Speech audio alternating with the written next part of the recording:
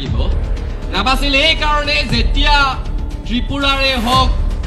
মেঘালয়ৰে হওক নাগালেণ্ডৰে হওক মিজোৰামৰে হওক অৰুণাচলৰে হওক মণিপুৰৰে হওক সেই ৰাজ্যৰ ৰাজনেতাসকলে সেই ৰাজ্যৰ মন্ত্ৰী বিধায়ক মুখ্যমন্ত্ৰীয়ে যেতিয়া তেওঁলোকৰ নিজ নিজ প্ৰদেশৰ জনতাৰ হৈ স্থিতি লৈছিলে সেইখিনি সময়ত কিন্তু অসমৰ আবাল বৃদ্ধ বনিতা সকলো ৰাজপথত থকা সত্ত্বেও সেইখিনি সময়ৰ মুখ্যমন্ত্ৰী সৰ্বানন্দ সোণোৱাল আৰু অঘোষিত মুখ্যমন্ত্ৰী সেইখিনি সময়ৰ হিমন্ত বিশ্ব শৰ্মা তেওঁলোক দুয়োগৰাকীৰে মাজত এটা প্ৰতিযোগিতা চলিল যে তেওঁলোকৰ ভিতৰত কোন দিল্লীৰ বেছি বহতীয়া প্ৰতিযোগিতা চলিল যে তেওঁলোকৰ ভিতৰত কোন দিল্লীৰ বেছি আজ্ঞাবাহী প্ৰতিযোগিতা চলিল যে তেওঁলোক দুজনৰ ভিতৰত কোনে দিল্লীৰ প্ৰিয় পাত্ৰ হ'বলৈ বেছি পদলেহন কৰিব পাৰে আৰু সেই প্ৰতিযোগিতাৰ ফলত প্ৰতিযোগিতাত কোন জিকিল বাদ দিয়ক জাতিটো হাৰিলে এতিয়া ষষ্ঠ অনুসূচী বুলি কোৱাৰ লগে লগে অসমৰ ৩৫খন জিলাৰে ৮খনত কা প্ৰযোজ্য নহয় বিটিআৰৰ ৫খন জিলাত কা প্ৰযোজ্য নহয় পাৰ্বত্য জিলা ৩খনত কা প্ৰযোজ্য নহয় আমি কি বাংলাদেশী ইয়াত পাৰ পুখুৰী খেলিবলৈ মাতিছো হুজাই থমোৱাৰ লগে লগে নাগৰিকত্ব পাব কাৰ্ডিয়াংগক পাৰ হলে ৰাস্তাটো পাৰ হলে নাগৰিকত্ব নাপায় ইয়াত কি পাৰ পুখুৰী খেলি থাকিব ৰাস্তাটোৰ এফালে বাক্সা তাত নাগৰিকত্ব নাপায় ৰাস্তাটো পাৰ হৈ নলবাৰীত প্ৰৱেশ কৰি দিলে তাত নাগৰিকত্ব পাব কেনেকুৱা পাৰ পুখুৰীৰ খেল খেলিছে এখন এনেকুৱা হঠকাৰী এনেকুৱা বৈষম্যমূলক এনেকুৱা কলা আইন অসম উত্তৰ পূৰ্বাঞ্চলৰ জনতাই মানি লোৱা নাছিলে মানি নলওঁ স্পষ্ট কথা কা বিৰোধী আন্দোলনত অংশ ল'বলৈ গৈ 5 গৰাকীকৈ নিৰীহ অসমীয়া সন্তানে প্ৰাণ আহুতি দিয়াৰ 5 বছৰ সম্পূৰ্ণ হৈছে আজি এই পবিত্ৰ দিনটোত আমি প্ৰথমতে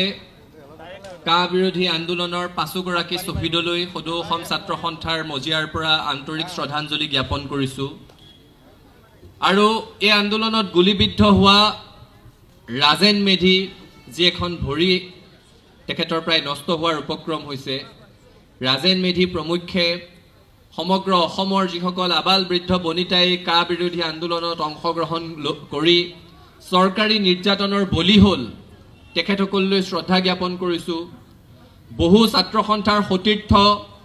বহু কা বিৰোধী আন্দোলনত অংশ লোৱা লোক এতিয়াও তাতবাতি কাঢ়ি থাকিব লগা হৈছে আদালতলৈ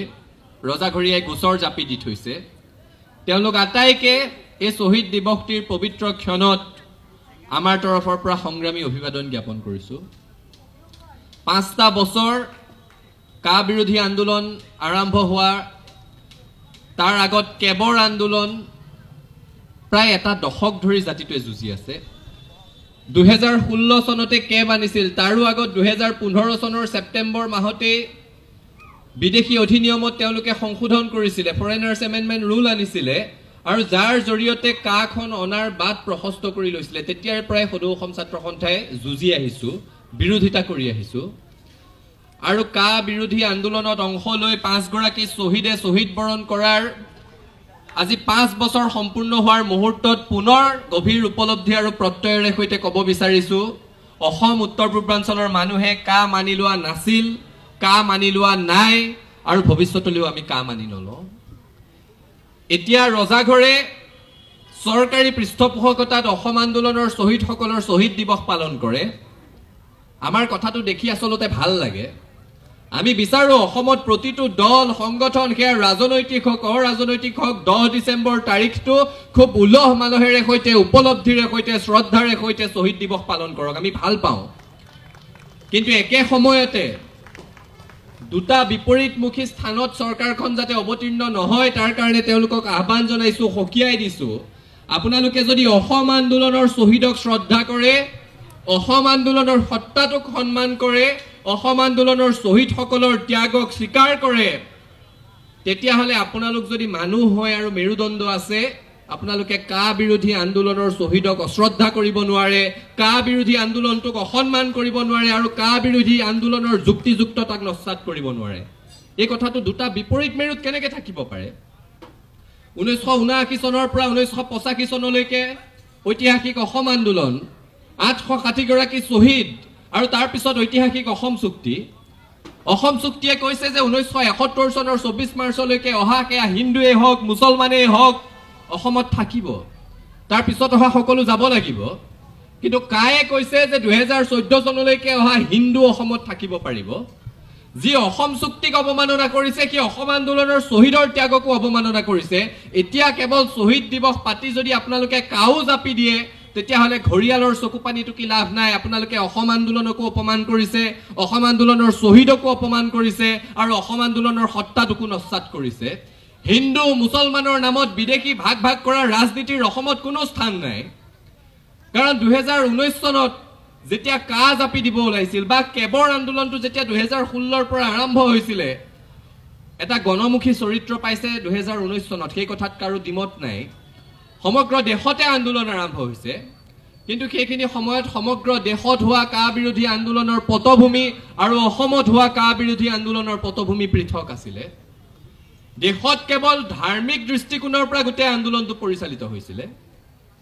তাত যদি 6টা ধৰ্মীয় সম্প্ৰদায়ৰ লগত যদি মুছলমান সম্প্ৰদায়টোক সাঙুৰি দিলেহেঁতেন দেশৰ আন্দোলনৰ আধাতকৈ বেছি সেইদিনাই নোহোৱা হৈ গ'লহেঁতেন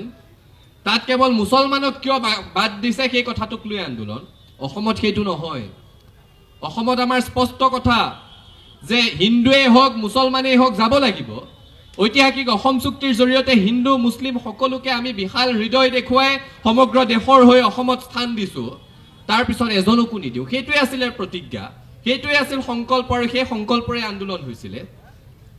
কা বিৰোধী আন্দোলনৰ তাৎপৰ্য উপলব্ধি কৰিব নোৱাৰা চৰকাৰ যি চৰকাৰে হিন্দু মুছলমানৰ নামত অসমৰ মানুহক ভাগ ভাগ কৰিব খোজে সেই চৰকাৰে কা বিৰোধী আন্দোলনৰ শহীদ সকলৰ নাম কেইটা এবাৰ চালি উপলব্ধি হ'ব অসমৰ খিলঞ্জীয়া মানুহৰ মত কি সেম ষ্টেফৰ্ড এজন খ্ৰীষ্টান ধৰ্মী যুৱক আব্দুল আলিম এজন মুছলমান ধৰ্মী ইছলাম ধৰ্মী যুৱক দীপাঞ্জল দাস দ্বিজেন্দ্ৰ পাঙিং ঈশ্বৰ নায়ক হিন্দু সম্প্ৰদায়ৰ তাৰে ভিতৰত দ্বিজেন্দ্ৰ পাঙিং অসমৰ এজন জনজাতি ভূমিপুত্ৰৰ সন্তান ঈশ্বৰ নায়ক আদিবাসী চাহ জনগোষ্ঠীৰ সন্তান গতিকে অসমৰ খিলঞ্জীয়া মানুহে যে জাতি ধৰ্ম সম্প্ৰদায়ৰ ৰাজনীতি ভেদভাৱ সিঁচিব বিচৰা কথা কোনোদিন প্ৰশ্ৰয় দিয়া নাছিলে প্ৰশ্ৰয় নিদিয়ে তাৰ উদাহৰণ আছিল কা বিৰোধী আন্দোলন আৰু সেই উপলব্ধিক যেতিয়ালৈকে চৰকাৰে হৃদয়ংগম কৰিব নোৱাৰিব তেতিয়ালৈকে তেখেতসকলে না অসম আন্দোলনৰ শহীদক শ্ৰদ্ধা জনাব পাৰিব না অসম আন্দোলনৰ সত্তাক উপলব্ধি কৰিব পাৰিব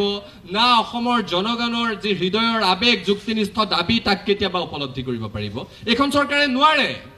হত্যাকাৰী চৰকাৰ এখন নিৰীহ 5জন অসমীয়া যুৱকৰ বুকুৰ তেজ এখন চৰকাৰৰ হাতত লাগি আছে সৰ্বানন্দ সোণোৱাল মুখ্যমন্ত্ৰী আছিলে তেখেতে সেইখিনি সময়ত যদি উচিত ভূমিকা ললেহেঁতেন কাখনৰ আওতাৰ পৰা অসমে ৰেহাই পালেহেঁতেন এই সৰ্বানন্দ সোণোৱাল হিমন্ত বিশ্ব শৰ্মাৰ দৰে ৰাজনৈতিক নেতাসকলৰ আচল স্বৰূপ অসমৰ মানুহে চিনি থোৱা উচিত যেতিয়া 2019 চনত কা বিৰোধী আন্দোলনটো হৈছিল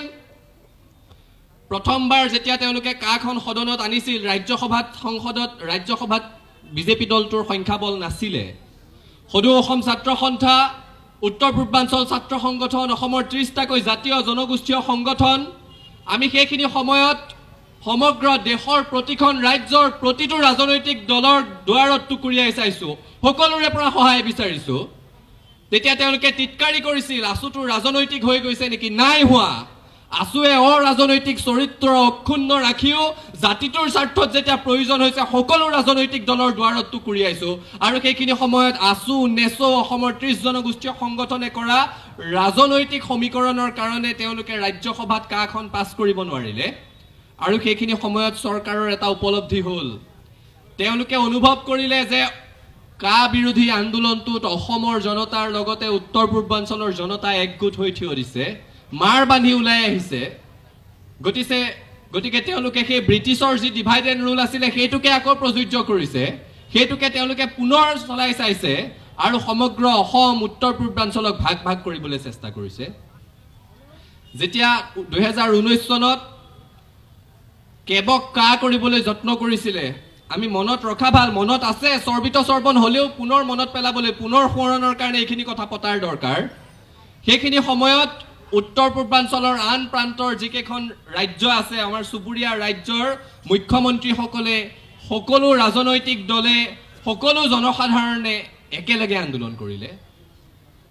মেঘালয়ৰ মুখ্যমন্ত্ৰী কনৰাড চাংমাই নিজৰ জনজাতিৰ হৈ নিজৰ জনগোষ্ঠীৰ হৈ নিজৰ খিলঞ্জীয়া মানুহখিনিৰ হৈ স্থিতি ললে দিল্লীক কৈ দিলে যে কা মেঘালয়ত প্ৰযোজ্য কৰিব নোৱাৰিব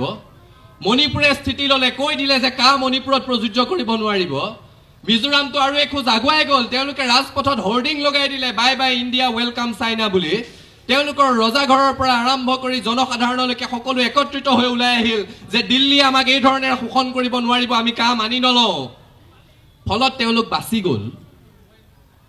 এতিয়া যেতিয়া নতুনকৈ কা আহিল 2019 চনত তেতিয়া তেওঁলোকে ক'লে যে ইনাৰ লাইন পাৰমিট থকা অঞ্চলত কা প্ৰযোজ্য নহয় লগে লগে অৰুণাচল বাচি গ'ল লগে লগে মিজোৰাম বাচি গ'ল নাগালেণ্ড বাচি গ'ল অসমত ইনাৰ লাইন পাৰমিটৰ ব্যৱস্থা আছিল প্ৰযোজ্যহে হোৱা নাছিলে কাটি দিলে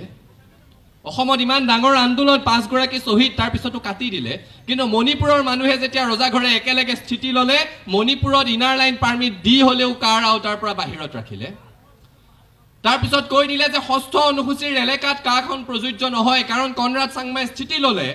আৰু মেঘালয়খনৰ 98% ষষ্ঠ অনুসূচীৰ এলেকা লগে লগে মেঘালয় বাচি গ'ল কাৰ আউটাৰ পৰা ত্ৰিপুৰাৰ 67% ষষ্ঠ অনুসূচীৰ এলেকাধীন ত্ৰিপুৰাৰো 67% বাচি গ'ল কাৰ আউটাৰ পৰা অসম নাবাছিল কিয় তাৰ উপলব্ধি আমাক লাগিব নাবাছিল এই কাৰণে যেতিয়া ত্ৰিপুৰাৰে হওক মেঘালয়ৰে হওক নাগালেণ্ডৰে হওক মিজোৰামৰে হওক অৰুণাচলৰে হওক মণিপুৰৰে হওক সেই ৰাজ্যৰ ৰাজনেতাসকলে সেই ৰাজ্যৰ মন্ত্ৰী বিধায়ক মুখ্যমন্ত্ৰীয়ে যেতিয়া তেওঁলোকৰ নিজ নিজ প্ৰদেশৰ জনতাৰ হৈ স্থিতি লৈছিলে সেইখিনি সময়ত কিন্তু অসমৰ আবাল বৃদ্ধ বনিতা সকলো ৰাজপথত থকা সত্ত্বেও সেইখিনি সময়ৰ মুখ্যমন্ত্ৰী সৰ্বানন্দ সোণোৱাল আৰু অঘোষিত মুখ্যমন্ত্ৰী সেইখিনি সময়ৰ হিমন্ত বিশ্ব শৰ্মা তেওঁলোক দুয়োগৰাকীৰে মাজত এটা প্ৰতিযোগিতা চলিল যে তেওঁলোকৰ ভিতৰত কোন দিল্লীৰ বেছি বহতীয়া প্ৰতিযোগিতা চলিল যে তেওঁলোকৰ ভিতৰত কোন দিল্লীৰ বেছি আজ্ঞাবাহী প্ৰতিযোগিতা চলিল যে তেওঁলোক দুজনৰ ভিতৰত কোনে দিল্লীৰ প্ৰিয় পাত্ৰ হ'বলৈ বেছি পদলেহন কৰিব পাৰে আৰু সেই প্ৰতিযোগিতাৰ ফলত প্ৰতিযোগিতাত কোন জিকিল বাদ দিয়ক জাতিটো হাৰিলে এতিয়া ষষ্ঠ অনুসূচী বুলি কোৱাৰ লগে লগে অসমৰ 35খন জিলাৰে 8খনত কা প্ৰযোজ্য নহয় বিটিআৰৰ 5খন জিলাত কা প্ৰযোজ্য নহয় পাৰ্বত্য জিলা 3খনত কা প্ৰযোজ্য নহয় কেনে এখন আইন আমি কি বাংলাদেশীক ইয়াত পাৰ পুখুৰী খেলিবলৈ মাতিছো হুজাইত সোমোৱাৰ লগে লগে নাগৰিকত্ব পাব কাৰ্বি আংলং পাৰ হলে ৰাস্তাটো পাৰ হলে নাগৰিকত্ব নাপায় ইয়াত কি পাৰ পুখুৰী খেলি থাকিব ৰাস্তাটোৰ এফালে বাক্সা তাত নাগৰিকত্ব নাপায় ৰাস্তাটো পাৰ হৈ নলবাৰীত প্ৰৱেশ কৰি দিলে তাত নাগৰিকত্ব পাব কেনেকুৱা পাৰ পুখুৰীৰ খেল খেলিছে এখন এনেকুৱা হঠকাৰী এনেকুৱা বৈষম্যমূলক এনেকুৱা কোলা আইন অসম উত্তৰ পূৰ্বাঞ্চলৰ জনতাই মানি লোৱা নাছিলে মানি নলওঁ স্পষ্ট কথা আৰু চৰকাৰখনৰ সংখ্যাৰ বল আছে কাৰণে যি মন যায় তাকেই কৰিব পাৰিম বুলি যি অহংকাৰত আছে সেই অহংকাৰৰ পতন হ'বলৈ বেছি দিন নালাগে ৰাৱণৰে অহংকাৰ নিটিকিল ৰাৱণ ৰূপী বিজেপিৰ কি অহংকাৰ টিকিব এই অহংকাৰ ইয়াত নচলে এটা কথা স্পষ্ট কা আন্দোলন ৰাজপথৰ সমান্তৰালভাৱে আদালতৰ মজিয়াটো চলি থাকিব এই যদি আঁচনি দি ৰাজনৈতিক দলকেইটাই ইলেকশ্যন জিকি তেওঁলোকে ভাবিছে যে অসমৰ মানুহৰ কাৰ পৰা মন বিচলিত হৈছে নাই হোৱা কা মানি লোৱা নাছিল কা মানি নলয় কেতিয়াও নলয় আৰু এই যুঁজ আদালতৰ মজিয়াটো আমি কঢ়িয়াই লৈ যাম ইতিমধ্যে সমগ্ৰ দেশৰ পৰা 200ৰো অধিক আবেদন তাত দাখিল কৰা হৈছে তাৰে 53খন অসম উত্তৰ পূৰ্বাঞ্চলৰ 50খনেই অসমৰ আৰু তাৰো ভিতৰত যিদিনাখন কাখনে ৰাষ্ট্ৰপতিৰ অনুমোদন লাভ কৰি আইন হৈছিলে তাৰ পিছদিনাখনেই সদৌ অসম ছাত্ৰ সন্থাই উত্তৰ পূৰ্বাঞ্চলৰ প্ৰথমটো সংগঠন হিচাপে আমি তাত আবেদন দাখিল কৰিছিলোঁ আমাৰ স্পষ্ট দাবী কাৰ আউটাৰ পৰা অসম উত্তৰ পূৰ্বাঞ্চলক আঁতৰাই ৰাখিব লাগে আৰু আপোনালোকে শুনি ভাল পাব সদৌ অসম ছাত্ৰ সন্থাৰ অধিবক্তাৰ বলিষ্ঠ যুক্তিত পতিয়ন গৈ উচ্চতম ন্যায়ালয়ৰ মহামান্য বিচাৰপীঠে এই কথা কৈছে যে অসম আৰু ত্ৰিপুৰাৰ পটভূমি বেলেগ ইয়াত জনগাঁথনি পৰিৱৰ্তনৰ ইতিহাস বেলেগ অসমত এখন চুক্তি আছে অসমত এটা আন্দোলন আছে অসমত 860 গৰাকীকৈ শহীদ আছে গতিকে অসমৰ কথা ত্ৰিপুৰাৰ কথা শুনানি কালতে কিছু সুকীয়াকৈ সময় দি শুনিব লাগিব আৰু এই কথাটোৱে আমাৰ দাবী যে যুক্তিসংগত এই কথাটোৱে আমাৰ আন্দোলনটো যে যুক্তিসংগত আছিল ন্যায়সংগত আছিল সেই প্ৰাসংগিকতাক মান্যতা দিছে আৰু সেই কাৰণে আমি ৰাইজৰ আশীৰ্বাদ বিচাৰিছো যাতে কা বিৰোধী আন্দোলনটো ৰাজপথৰ সমান্তৰালভাৱে আমি আদালতৰ মজিয়ালৈ লৈ যাব পাৰো আৰু তাৰ কাৰণে আপোনালোক আটাইৰে আশীৰ্বাদ অভিভাৱকত্ব কামনা কৰিছো শেষত মই পুনৰ আজিৰ এই পবিত্ৰ দিনটোত আমাৰ মাজৰ পৰা আঁতৰি যোৱা 5 গৰাকীকৈ শ্বহীদলৈ শ্ৰদ্ধাঞ্জলি জ্ঞাপন কৰিছো আৰু চৰকাৰক দাবী জনাইছো আপোনালোকে শ্বহীদ ঘোষণা কৰে নে নকৰে এইবিলাক পিছৰ কথা অসমৰ ৰাইজে মানি ললে চেম ষ্টেফৰ্ড ডিজেন্দ্ৰ পাঙিং দীপাঞ্জল দাস এই সকলক অসমৰ ৰাইজে বুকুত স্থান দিলে তাৰ পিছত আৰু চৰকাৰে শ্বহীদ তোমালোকে ঘোষণা কৰাই বা নকৰাই তোমালোকৰ কথাত কোনো কথাত ৰাইজে সহমত প্ৰকাশ নকৰে তেওঁলোক আমাৰ কাৰণে শ্বহীদ সদায় শ্বহীদ কিন্তু যিসকলে জাতিৰ স্বাৰ্থত প্ৰাণ দিছে সেই শ্বহীদসকলৰ পৰিয়ালৰ দায়িত্ব তোমালোকে ল'ব লাগিব কাৰণ তোমালোকে জানা কোন আৰক্ষী বিষয়াৰ নিৰ্দেশত গুলি চলোৱা হৈছিল তোমালোকে জানা আজিলৈকে ব্যৱস্থা নললা তোমালোকে জানা যে কোন আৰক্ষী বিষয়াৰ গুলিত অসমীয়া সন্তানৰ বুকুত হৰকা হৈছিল তোমালোকে জানা কিন্তু ব্যৱস্থা নললা তোমালোকৰ সেই সৎ সাহস নাই কিন্তু যিকেইটা পৰিয়াল আছে সেই পৰিয়ালকেইটাৰ চকুলোৰটো মূল্য বুজিব লাগিব খিলঞ্জিয়াৰ হৈ কাম কৰিম বুলি কয় এই 5 গৰাকী কি খিলঞ্জিয়া নহয় নেকি আমি দাবী জনাইছো কা বিৰোধী আন্দোলনৰ 5 গৰাকী শ্বহীদৰ পৰিয়ালক এককালীন সাহায্য দিয়াৰ লগতে তেওঁলোকৰ পৰিয়ালৰ ভৰণ পোষণৰ সম্পূৰ্ণ দায়িত্ব এই হত্যাকাৰী অসম চৰকাৰখনে ল'ব লাগে আৰু একে সময়তে কা বিৰোধী আন্দোলনত গুলি খাই ভৰি এখনত আঘাত পাই জীৱনৰ কাৰণে পংগুত্ব কাকুৱালি লোৱা ৰাজেন মাঝি ডাঙৰীয়াকো সাহায্য প্ৰদান কৰিবলৈ আমি দাবী জনাই পুনৰ শ্বহীদসকললৈ শ্ৰদ্ধাঞ্জলি জ্ঞাপন কৰি কা নমনাৰ সংকল্প প্ৰত্যয়েৰে সৈতে দুহাৰি মই মোৰ ক'বলগীয়াখিনি সামৰিছো আমি একেলগে আছিলো একেলগে আছো একেলগে থাকিম হাতে হাত ধৰি আগবাঢ়িম সফলতাৰ আকাশ চুমিম ধন্যবাদ জয় অসম